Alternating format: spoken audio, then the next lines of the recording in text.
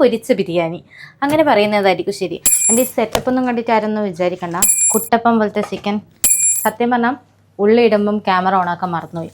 അപ്പോഴേക്കും നമുക്ക് എന്താ പോയിട്ട് കഴിച്ചിട്ട് വരാം. ഞാൻ പിന്നെ ഒരിക്കൽ നിത്ത് വരുമ്പം പറഞ്ഞു എൻ്റെ ഗരം മസാല പൊടി തീർന്നിട്ടുണ്ട്, വരുമ്പോൾ കുറച്ച് പൊടിച്ചു കൊണ്ടുതരണം. ഹായ് ഹലോ അസ്സലാമു അലൈക്കും, welcome back to my YouTube channel.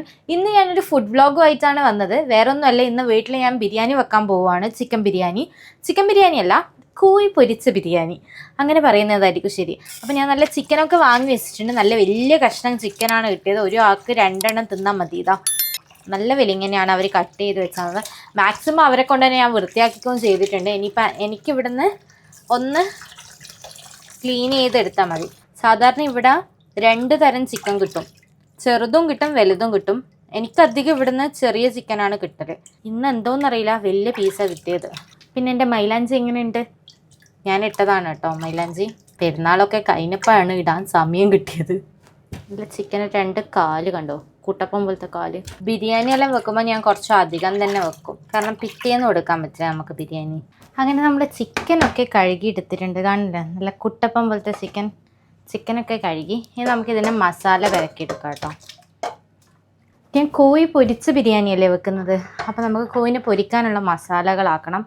ആദ്യം കുറച്ച് മുളക് പൊടി, കുറച്ച് മഞ്ഞൾപ്പൊടി, നമ്മുടെ ഉപ്പും നല്ലോണം മിക്സ് ചെയ്ത് കൊടുക്കുക. എൻ്റെ ഈ സെറ്റപ്പൊന്നും കണ്ടിട്ട് ആരൊന്നും വിചാരിക്കണ്ട. ഞാൻ എല്ലാ ഫുഡും ഉണ്ടാക്കുമ്പോൾ ഇങ്ങനെ തന്നെയാണ്. എന്നാലും മാത്രമേ എനിക്ക് ഉണ്ടാക്കാനുള്ള ഒരു ഇൻട്രസ്റ്റ് ഉണ്ടാവുള്ളൂ. അല്ലാണ്ട് ഓരോ സാധനം എടുക്കുമ്പോൾ എനിക്കൊരു മടുപ്പ് വരുന്ന പോലെ. അവിടെ ഞാൻ ആദ്യം വീട്ടിൽ നിന്നായാലും ഞാൻ കുക്ക് ചെയ്യുമ്പോൾ ഇതുപോലെ തന്നെ എല്ലാം അറേഞ്ച് ചെയ്ത് വെച്ചിട്ട് മാത്രമേ ഞാൻ കുക്ക് ചെയ്യൂ. ഉമ്മ പറയും ഇതൊന്നും ആയിട്ട് കൈമ കിട്ടാൻ എന്ത് പണിയാന്ന്. നല്ലോണം മസാലയെല്ലാം പെരക്കി വെച്ചിട്ടുണ്ട്. സമയം ഉണ്ടെങ്കിൽ കുറച്ച് ടൈം റെസ്റ്റ് ചെയ്യാൻ വെച്ചാൽ എല്ലാ ചിക്കനിലും ഇതുപോലെ പിടിച്ച് വരും. സമയമില്ലെങ്കിൽ അപ്പം തന്നെ ഓയിലിടുക, പൊരിച്ചെടുക്കുക, അത്ര പരിപാടിയില്ല. ഞാൻ ഇപ്പം മസാല ഇറക്കിയിട്ട് കുറച്ച് സമയം റെസ്റ്റ് ചെയ്യാൻ വെക്കുന്നുണ്ട്. നമുക്കൊരു 10-15 മിനിറ്റ് കഴിഞ്ഞ് ഇതിനെ ഫ്രൈ ചെയ്തെടുക്കാം. ചിക്കനെ ഫ്രൈ ചെയ്യുമ്പോൾ തന്നെ നമുക്കൊരു സൈഡിൽ ഉള്ളി വാടാനും ഇടാം. അപ്പം ചിക്കനായി റെഡി ആയിട്ട് വരുമ്പോഴേക്കും ഉള്ളി റെഡി ആയിക്കോളും. സോ ഒരു 15 മിനിറ്റ്സ് നമുക്ക് വെയിറ്റ് ചെയ്യാം. നമുക്ക് ഒരു സൈഡിൽ ഞാൻ ഉള്ളി വാടാൻ വേണ്ടി വെച്ചിട്ടുണ്ട്. സത്യം പറഞ്ഞാൽ ഉള്ളി ഇടുമ്പം ക്യാമറ ഓണാക്കാൻ മറന്നുപോയി. നമുക്ക് ഈ സൈഡിൽ കുറച്ച് ഓയിൽ ഒഴിച്ച്, കുറച്ച് മാത്രം മതി കേട്ടോ, കുറച്ച് ഓയിൽ ഒഴിച്ചിട്ട് നമ്മൾ ഈ ചിക്കന് വാടാൻ വേണ്ടിയിട്ട് ചിക്കൻ പൊരിയാൻ വേണ്ടിയിടാം. ഞാൻ കുറച്ച് ഓയിൽ മാത്രമേ ഒഴിച്ചിട്ടുള്ളൂ. കാരണം എന്താണെന്ന് വെച്ചാൽ സാധാരണ കുറച്ചും കൂടി മസാല ഫ്ലേവർ വേണ്ടിയിട്ട് ഈ പൊരിച്ച നെയ്യ് എടുത്തിട്ട് നമ്മൾ മസാല വാട്ടുമ്പോൾ ഇട്ടാൽ കുറച്ച് ഫ്ലേവർ കൂടുതലായിരിക്കും ഉണ്ടാവുക. പക്ഷേ എനിക്കിവിടെ സമയമില്ലായിട്ടില്ല, മടി. പെട്ടെന്ന് നമുക്ക് പണിയെല്ലാം തീർക്കട്ടെ. അതുകൊണ്ട് ഞാൻ എന്ത് ചെയ്യും, ഞാൻ എപ്പോഴും ഒരു സൈഡിൽ ഉള്ളി അവിടെ വാടാൻ വെക്കും, ഒരു സൈഡിൽ ചിക്കനെ ഫ്രൈ ചെയ്യാൻ വെക്കും. എന്നിട്ട് ചിക്കൻ ഫ്രൈ ചെയ്തതിന് ശേഷം അഥവാ ഓയിൽ ബാക്കിയുണ്ടെങ്കിൽ, ഞാൻ കുറച്ചല്ലേ ഒഴിക്കുന്നുള്ളൂ, അപ്പം മിക്കപ്പോഴും ബാക്കി ഉണ്ടാവാൻ ചാൻസ് ഇല്ല. അപ്പോൾ അഥവാ ഓയിൽ ബാക്കിയുണ്ടെങ്കിൽ ഈ ബാക്കിയുള്ള ഓയിൽ ഞാൻ ഉള്ളിയിലിട്ടിട്ട് നല്ലോണം വാട്ടി കൊടുക്കും. ഉള്ളിയിലും ജസ്റ്റ് അടിക്ക് പിടിക്കാണ്ടിരിക്കാൻ വേണ്ടിയിട്ട് കുറച്ച് ഓയിൽ മാത്രമേ ഒഴിച്ചിട്ടുള്ളൂ. കുറച്ച് എന്ന് പറയുമ്പോൾ നമ്മൾ 1/2 സ്പൂണ് അത്ര മാത്രം, സ്പൂണല്ലേ 1/2 ടീസ്പൂൺ അത്ര മാത്രമേ ഒഴിച്ചിട്ടുള്ളൂ. ഇതിനെ ഞാൻ ഉള്ളിയിൽ കുറച്ച് ഉപ്പിട്ടിട്ട് വാടാൻ വേണ്ടി വെച്ചിട്ടുണ്ട്. ഇനി ഈ ചിക്കന് എനിക്കിപ്പോൾ 2 ബാച്ച് ഇടാനുള്ള ചിക്കൻ ഉണ്ട്. ഇതങ്ങ് ആയിട്ട് വരുമ്പോഴേക്ക് ഉള്ളിയും ഓൾമോസ്റ്റ് സെറ്റായിട്ട് വരും. അപ്പോഴേക്കും നമുക്ക് എന്തെങ്കിലും പോയിട്ട് കഴിച്ചിട്ട് വരാം. വിശക്കുന്നില്ലേ? എനിക്ക് വിശക്കുന്നുണ്ട്. അപ്പം ഞാൻ പോയിട്ട് എന്തെങ്കിലും കഴിക്കാൻ എടുത്തിട്ട് വരുന്ന. ഉള്ളിയും ചിക്കനും അതിൻ്റെ സമയത്ത് വാടി വരട്ടെ, അപ്പോഴേക്കും നമുക്ക് എന്തെങ്കിലും തിന്നാം. ഒരു ബത്തൊക്കെ ഉണ്ടായിരുന്നു, അതിനെ കട്ട് ചെയ്ത് തിന്നാം. ഇവിടെ ഇപ്പം നല്ല ചൂട് സമയം തുടങ്ങി. കിച്ചണിലെല്ലാം ഇരിക്കുമ്പം ഇതുപോലെ എന്തെങ്കിലും കഴിച്ചിട്ടില്ലെങ്കിൽ ഒരു രസം ഉണ്ടാവില്ല. എനിക്ക് പണ്ടേ ബത്തക്കൻ്റെ ഈ മേലത്തെ പൂവില്ലേ, അത് കഴിക്കാൻ എനിക്ക് ഭയങ്കര ഇഷ്ടം. അതിന് ഉമ്മ എന്നെ കലമ്പും. ഉമ്മ പറയും നമ്മളിപ്പം ഗസ്റ്റെല്ലാം വരുമ്പോൾ ഈ ബത്തക്ക അരിഞ്ഞ് വെക്കില്ലേ, ആ സമയത്ത് ഈ പൂവെടുത്ത് കട്ട് ചെയ്ത് പോയാൽ മോശമല്ലേ. അപ്പം ഉമ്മ എന്നോട് പറയും ആൾ വരുമ്പോൾ ഇങ്ങനെ ഇതാണോ കൊടുക്കാൻ, നീ അരിഞ്ഞ് വെച്ചിട്ട് ഇങ്ങനെയല്ല പറയുമോ. പക്ഷെ ആ ഒരു മേലത്തെ ഭാഗം നിങ്ങൾ ചെയ്യാത്തവരാണെങ്കിൽ ട്രൈ ചെയ്ത് നോക്കുക കേട്ടോ. ഈ മേലത്തെ ഭാഗം ഈ കാണുന്നില്ല, ഈ പോർഷൻ കഴിക്കാൻ വേറെ തന്നെ ഒരു ടേസ്റ്റാണ്. അതിനാണ് ഞാൻ ബത്തക്കൻ്റെ പൂവ് എന്ന് പറയാം. എല്ലാവരുടെയും പൂവ് എന്നാണോ പറയാം, എനിക്കറിയില്ല. നെയ്യ് ഒട്ടും ഇല്ലാത്തതുകൊണ്ട് ഇടയ്ക്കിടെ ഒന്ന് ജസ്റ്റ് നോക്കി നോക്കണം. അല്ലെങ്കിൽ പിന്നെ അടിക്ക് പിടിച്ചവും പാത്രവും വടക്കായിപ്പോൾ. മാക്സിമം നമ്മൾ പാത്രങ്ങളുടെ എണ്ണം സ്പൂണുകളുടെ എണ്ണം കുറച്ചാൽ കഴുകേണ്ട പണി കുറയും. ഒരു ബാച്ച് ചിക്കൻ റെഡിയായി. ഇനി അടുത്ത ബാച്ച് ഞാൻ പൊരിക്കാൻ ഇട്ടിട്ടുണ്ട്. അപ്പോഴേക്കും എൻ്റെ ഉള്ളി ഓൾമോസ്റ്റ് വാടി വന്നിട്ടുണ്ട് കേട്ടോ. ഞാൻ പറഞ്ഞില്ല, എൻ്റെ ഉള്ളിൻ്റെ കട്ടിയലിൻ്റെ പ്രത്യേകതയാണ് അത് വാടാനെടുക്കുന്ന സമയം. കുറച്ച് തടിങ്ങനെയാണ്. ഞാൻ എത്ര നേർങ്ങനെ ആക്കാൻ ശ്രമിച്ചാലും അതെങ്ങനെ പോയാലും ഒരു തടിങ്ങനെ പോകുള്ളൂ. ഇനി ഞാൻ ഇഞ്ചി, വെളുത്തുള്ളി, പച്ചമുളക് ഇത് 3 പേസ്റ്റാക്കി വെച്ചതാണ്. ഇത് ഫുള്ളൊന്നും കൊണ്ടുപോയിട്ടില്ല കേട്ടോ. ഞാൻ ഇങ്ങനെ ഫ്രീ ആവുന്ന സമയത്ത് ഞാൻ ബിരിയാണിക്ക് വേണ്ട അല്ലെങ്കിൽ നെയ്ച്ചോറിന് വേണ്ട ഇതെല്ലാം പേസ്റ്റ് ആക്കിയിട്ട് ഫ്രിഡ്ജിൽ സ്റ്റോർ ചെയ്ത് വെക്കും. അതാകുമ്പോൾ ആവശ്യമുള്ള സമയത്ത് എനിക്ക് പെട്ടെന്ന് എടുക്കാം. അപ്പോൾ ഞാൻ ഇഞ്ചി, വെളുത്തുള്ളി, പച്ചമുളക് കുറച്ചിട്ട് കൊടുക്കാം. നമുക്കതിന് നല്ലോണം വാട്ടി കൊടുക്കാം. ഇതിൻ്റെ പച്ചമണം ഓൾമോസ്റ്റ് മാറിക്കഴിഞ്ഞാൽ നമുക്ക് ഈ ഫ്രൈ ചെയ്ത് വെച്ച ചിക്കനെയും കൊണ്ടുപോയിട്ട് ഇട്ട് കൊടുക്കാം കേട്ടോ. അപ്പം നമ്മുടെ ചിക്കനെല്ലാം ഫ്രൈ ആയി വന്നിട്ടുണ്ട്. ഇനിയാണ് പരിപാടി. നമുക്ക് ഇതിനെടുത്തിട്ട് ഇപ്പുറം കൊണ്ടുപോയി വെക്കാം. നോക്കിയാൽ മസാലനെ അപ്പുറത്തെ ഭാഗത്ത് വേറെ പാത്രം വെക്കാം. എന്തിനാണ്? ചോറ് വെക്കാൻ വേണ്ടിയിട്ട്. അപ്പം നമ്മൾ പരിപാടിയെല്ലാം വേഗം കഴിച്ചാലേ അതിന് വേണ്ടിയിട്ടാണ് കേട്ടോ. അപ്പം മസാല വെച്ചു, ചോറിന് വെച്ചു. ഇനി ഇതിൽ ഞാൻ വേറെ തക്കാളിയൊന്നും ഇട്ടില്ല. ഈ ചിക്കന് ഞാൻ ഇതിലേക്ക് ഇട്ട് കൊടുക്കുന്നു കേട്ടോ. ചിക്കൻ ഇട്ടിട്ട് ചിക്കനും ഉള്ളിയും കുറച്ച് നല്ലോണം ഒന്ന് വെന്തോട്ടെ. ഞാനിത് ഇത്രക്കാര്യം ചിക്കനും ഇതെല്ലാം ഇട്ട് നമുക്ക് വെക്കുമ്പോൾ കുറച്ച് മതി. പക്ഷെ എനിക്ക് അപ്പുറത്തെ വീട്ടിലവർക്ക് കൊടുക്കണം.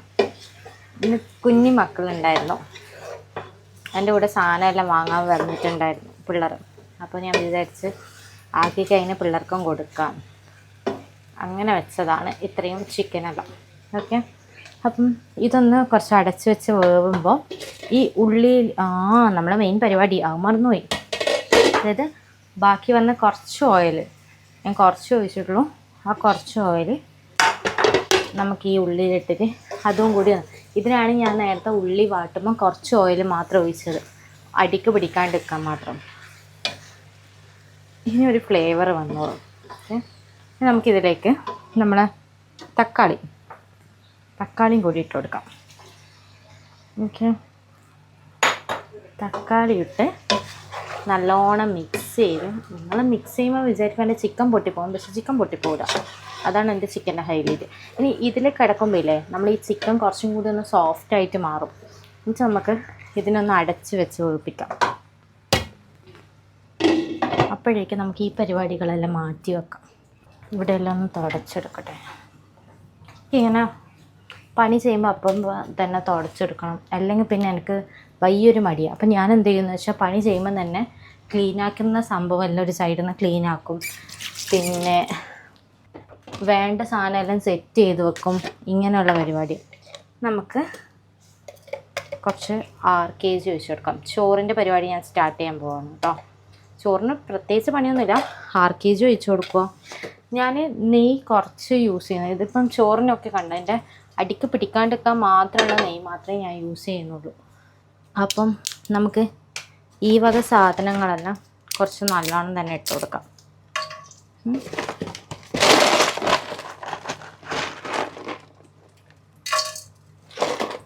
അരി ഞാൻ കഴുകിയിട്ടൊരു സൈഡിൽ വെച്ചിട്ടുണ്ട് കേട്ടോ.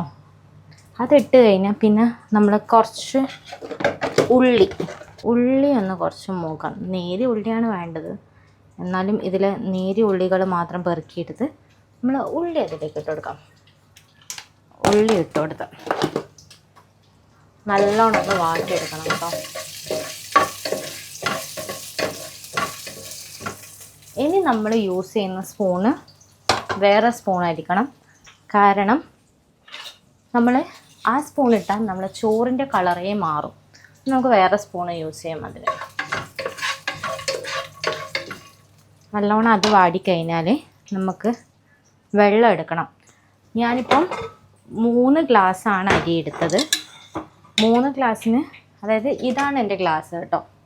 ഇതാണ് എൻ്റെ നാട്ടിലെ പോലെ നമ്മൾ നായി ആ സാധനമൊന്നുമില്ല, അളക്കുന്ന മെഷർമെൻറ്റ് കപ്പൊന്നുമില്ല. എൻ്റെ ഗ്ലാസ് അളവാണ്.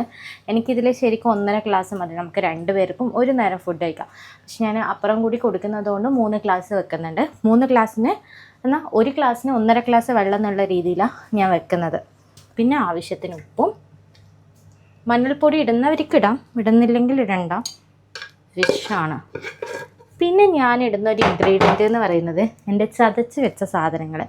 ഇത് ഞാൻ ബിരിയാണിക്ക് സാധാരണ ഇടലില്ല, പക്ഷെ എൻ്റെ ഉമ്മ, അതായത് ഫറൂൻ്റെ ഉമ്മ എന്നോട് പറഞ്ഞതാണ് ചോറിന് കുറച്ച് ഫ്ലേവർ വരണ്ടെങ്കിൽ നമ്മൾ ഈ ചതച്ച് വെച്ച സാധനം കുറയല്ല കുറച്ച് നമ്മൾ ഇട്ട് കൊടുത്താൽ കുറച്ച് ഫ്ലേവർ കൂടും എന്നുള്ളത്. പക്ഷെ അത് സത്യമാണ്. ഉമ്മ വെക്കുന്ന ചോറിന് വേറെ ഒരു ടേസ്റ്റാണ്, നമ്മൾ നോർമലി വെക്കുന്ന ചോറ് പോലെയല്ല.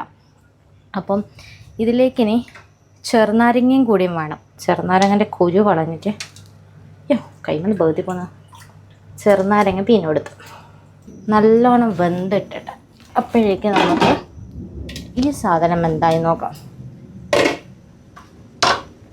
മസാല ആ ഉള്ളി ഒന്ന് കടന്ന് വേവട്ടെ.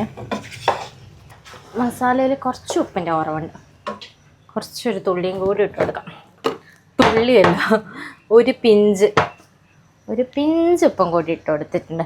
എനിക്ക് ഈ ഉപ്പിടാൻ പേടി എന്താണെന്ന് വെച്ചാൽ ഞാൻ യൂസ് ചെയ്യുന്നത് പിങ്ക് സോൾട്ടാണ്. അപ്പോൾ പിങ്ക് സോൾട്ട് എന്ന് വെച്ചാൽ നമ്മൾ ഇവിടുത്തെ സാധാരണ ഉപ്പ് ഒരുപാട് ഇടണം. പക്ഷെ ഈ ഉപ്പ് വാങ്ങിയതിന് ശേഷം കുറച്ച് ഇട്ടാൽ തന്നെ പെട്ടെന്ന് കാണും. അതുകൊണ്ട് ഞാൻ കുറച്ച് നോക്കി ഇടുന്നു. ഇനി ഇതിവിടെ കിടന്ന് നല്ലോണം വേവട്ടെ. അപ്പോഴേക്ക് നമുക്ക് ഇതിലൊരു പൊടിയും കൂടി ചേർക്കാനുണ്ട്, നമ്മുടെ ഗരം മസാലപ്പൊടി. നിത്തുവിൻ്റെ അടുത്ത് അടുത്ത പോക്കിൻ്റെ സമയമായിട്ടുണ്ട്. എൻ്റെ ഗരം മസാലപ്പൊടി ഓൾമോസ്റ്റ് തീരാനേ. നിത്തുവാണ് കേട്ടോ എനിക്ക് ഗരം മസാലപ്പൊടി. നിത്തു എന്ന് പറഞ്ഞാൽ അറിയില്ലേ, നിതാശാസ് കിച്ചൺ എൻ്റെ സിസ്റ്ററാണ്. നിത്തുവാണ് എനിക്ക് ഗരം മസാലപ്പൊടി പൊടിച്ചെടുത്ത്. നല്ല എന്താ പറയുക, എല്ലാ ചേരുവും കണക്കിനുള്ളതാണ്. അതുകൊണ്ട് കൂടോ ഇതോ അങ്ങനെയൊന്നുമില്ല. ഞാനിവിടെ വന്നതിൻ്റെ ശേഷം നാട്ടിൽ നിന്ന് ഞാൻ പൊടിച്ചില്ല. ഞാനിവിടെ വന്നതിൻ്റെ ശേഷം ഫസ്റ്റ് തന്നെ പാക്കറ്റ് വാങ്ങി. പിന്നെ എനിക്ക് പാക്കറ്റ് എന്തോ ഒരു മാറ്റം പോലെ തോന്നി. ഞാൻ പിന്നെ ഒരിക്കൽ നിത്ത് വരുമ്പോൾ പറഞ്ഞു എൻ്റെ ഗരം മസാലപ്പൊടി തീർന്നിട്ടുണ്ട്, വരുമ്പോൾ കുറച്ച് പൊടിച്ചു കൊണ്ടുത്തരണേ. അങ്ങനെ ഓള് പൊടിച്ചു കൊണ്ടുത്തന്നേരം അത് നല്ല തന്നെ. ഞാനിവിടുന്ന് കുറേ നോക്കിയിട്ട് എനിക്കത് റെഡിയായില്ല. എനിക്ക് ഏതെങ്കിലും ഒരു അളവ് കൂടിപ്പോന്ന്. അപ്പോൾ പിന്നെ ഞാൻ നിത്തുവിനോട് തന്നെയാണ് പറയല്. പക്ഷെ നിത്തുവിൻ്റെ കറക്റ്റാണ്. ഇനിയിപ്പോൾ അടുത്ത പോക്കൊന്ന് സ്റ്റീൽ ചെയ്യാൻ പോകണം. നമ്മൾ അവിടെ പോയിട്ട് ഇങ്ങനെ എടുത്തുകൊണ്ടില്ല, അതുപോലെ പോയിട്ട് അടുത്ത പോകുമ്പം പറയണേ. ഉമ്മയുള്ള സമയത്ത് ഉമ്മയായാലും എനിക്കിവിടെ പൊടിച്ച് വെച്ച് തരുക. നമുക്ക് ആൾക്കാരുണ്ടാകുമ്പം ബേജാറില്ല, താൻ തന്നെ റെഡി ആയിക്കോളും സാധനമൊക്കെ. പക്ഷെ ആരും ഇല്ലെങ്കിൽ ബേജാർ. പിന്നെ ഇല്ല, ചില ആൾക്കാർ ഈ മസാലയിൽ ചെറുനാരങ്ങ പീയുന്ന കാണാം.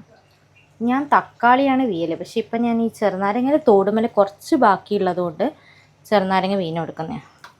ഇനി ഇത് കുറച്ച് ടൈമും കൂടി ഇങ്ങനെ കിടന്നായിക്കോട്ടെ. അപ്പോഴേക്കും നമ്മൾ ചോറ് റെഡിയാവും. ചോറ് റെഡിയായി കഴിഞ്ഞാൽ പിന്നെ ദമ്മിട്ടാൽ മതി. സംഭവം പരിപാടി കളറായി.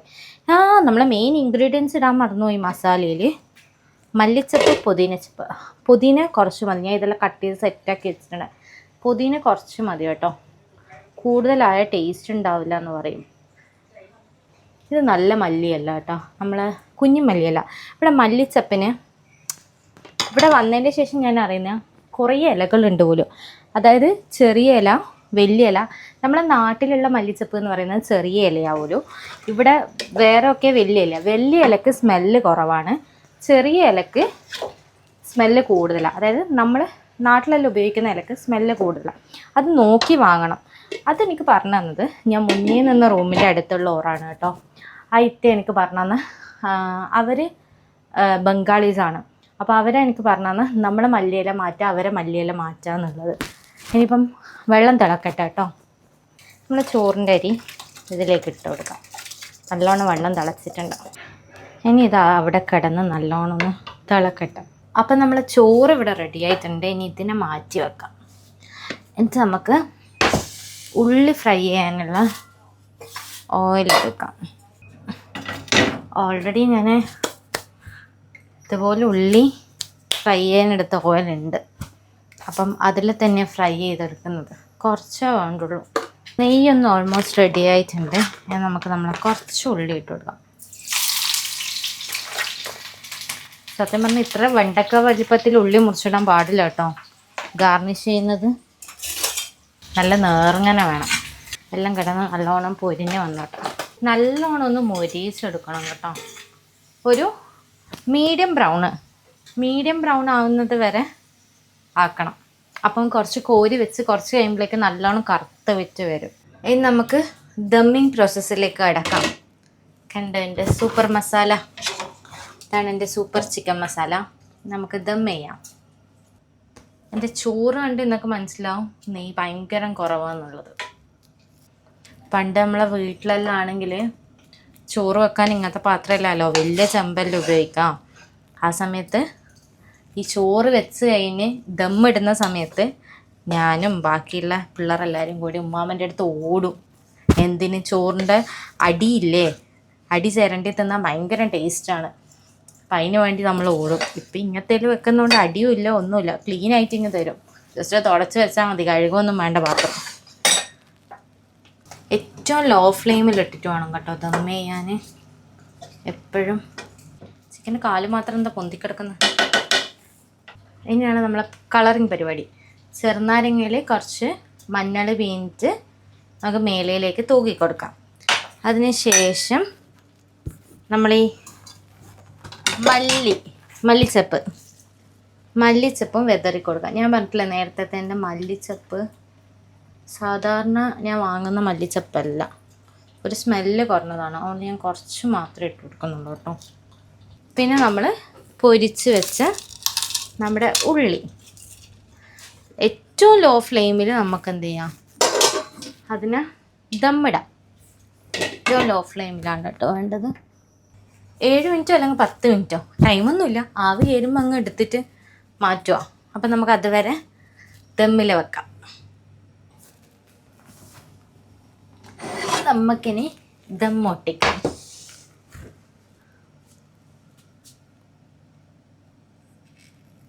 ആവി വറക്കുന്നുണ്ടോ? നല്ല സ്മെല്ല് വന്നു. നമുക്ക് ചോറ് വേറെ മസാല വേറെ ആക്കിയെടുക്കാമല്ലോ.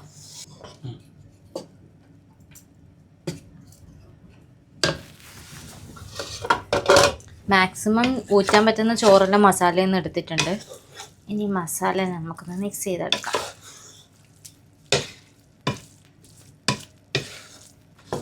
കല്യാണ വീട്ടിലെ ബിരിയാണി പോലെ ഒന്നും ആവൂലെങ്കിലും ടേസ്റ്റുള്ള ബിരിയാണിയാണ്. ഒന്ന് ട്രൈ ചെയ്ത് നോക്കണം എന്തായാലും.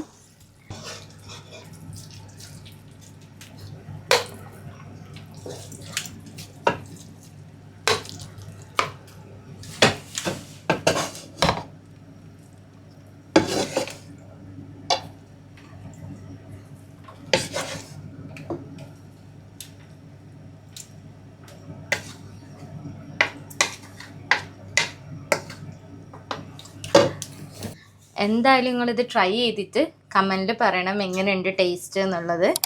നിങ്ങൾക്ക് ഈ വീഡിയോ ഇഷ്ടമായിരുന്നെങ്കിൽ ലൈക്ക് ചെയ്യുക, ഷെയർ ചെയ്യുക, സബ്സ്ക്രൈബ് ചെയ്യുക.